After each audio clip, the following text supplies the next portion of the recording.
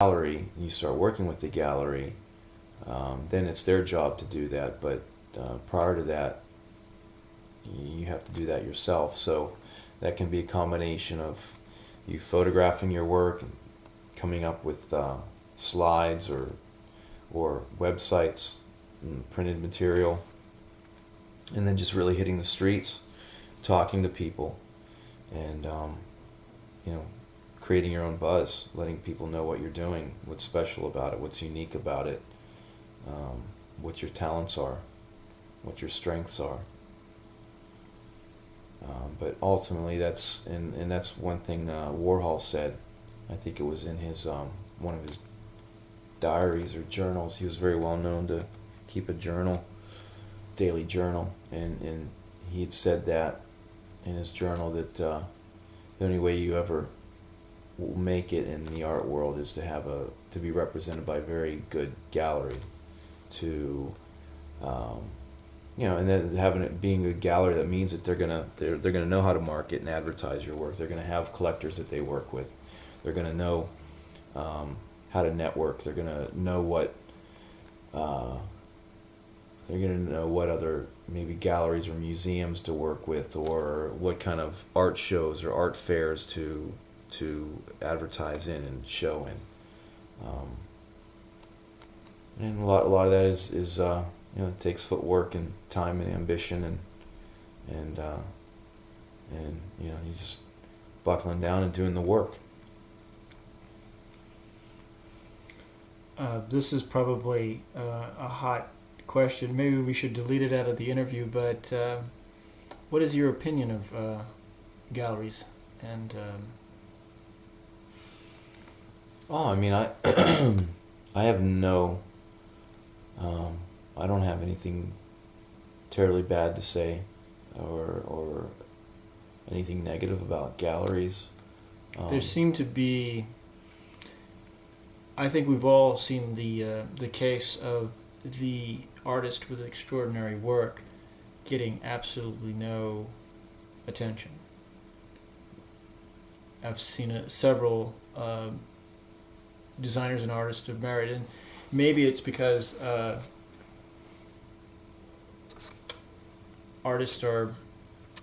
there are a lot of great artists, and there's only so many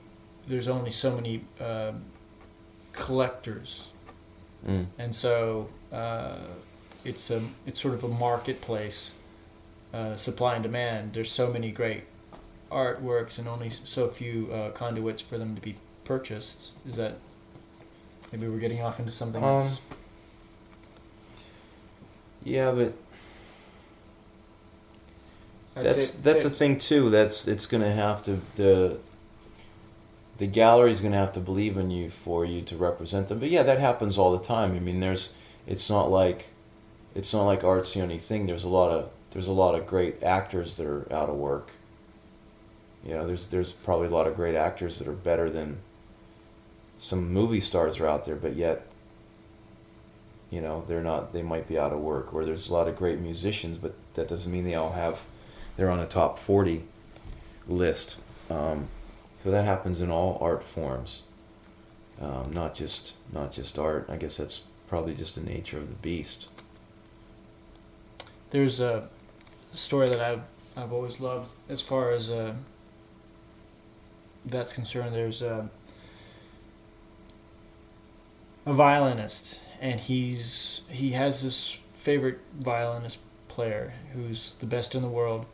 And as a student, he goes and he finds them, and he says, you're the greatest violin player in the world, and I've always admired you. I would love for you to listen to my work and tell me if I have a chance to make it. So he plays this beautiful fugue or sonata, and at the end, the famous violinist says, "All right, sell your violin and take up another job. You'll never be any good." So he does. He quits violins. He becomes a investment banker or something like that, and makes gazillions of dollars. And he's at the opera one day, and he sees his that famous violinist again in the audience. And after the show, he comes and sees him, and he says something to the effect of, I don't know if you remember me, but you once you once saw me perform, and then you told me to drop violin to go into a different career, and you were so right. I'm the successful stockbroker now, and the the musician, he's older now, and he says, I don't remember you, but I say that to everyone. The ones who've got it don't listen. Mm.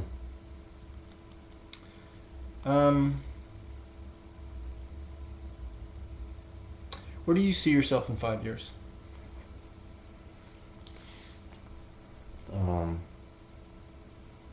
In which ways? Living or as far as career or? I would say just in the realm of painting. Definitely by 5 years working more on an international level with galleries in the United States and also in Europe.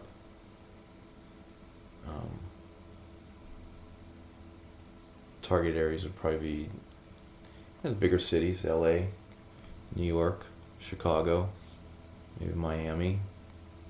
Europe would be definitely London.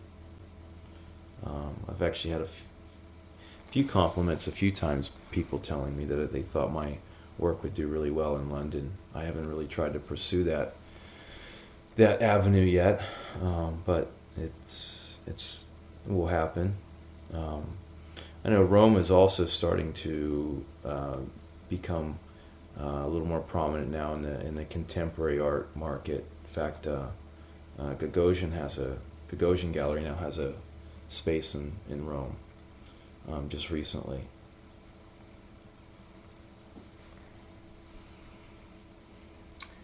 What is it about your fire paintings that keep you painting them? I guess it's the. See, I've always been a type of artist that I never wanted to do something that was typical, or I never just wanted to. I always wanted to push the envelope. I always wanted to be very avant-garde. I always wanted to work with the materials, and was never content just being an average artist, or maybe just following in somebody else's footsteps. And I guess that's the thing I like about the fire paintings, is they're not only exciting to work with, but they're still very, very unique in the sense of mixing those kind of materials and mediums together.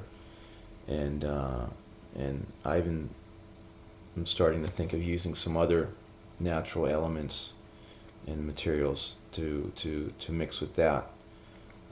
So yeah, I guess it's just being very avant-garde. I was listening to a interview with Billy Corgan from the Smashing Pumpkins, and that was one thing he said in the interview, and I really related to that. Is he said that they just never wanted to be just a small band. They wanted to be a big band. They wanted to be an avant-garde band. They wanted to really try things and experiment and push the envelope. And I guess I've always really felt that way.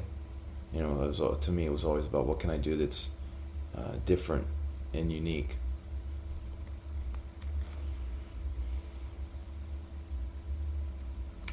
What are you working on at the moment? Finishing about a half a dozen more of the fire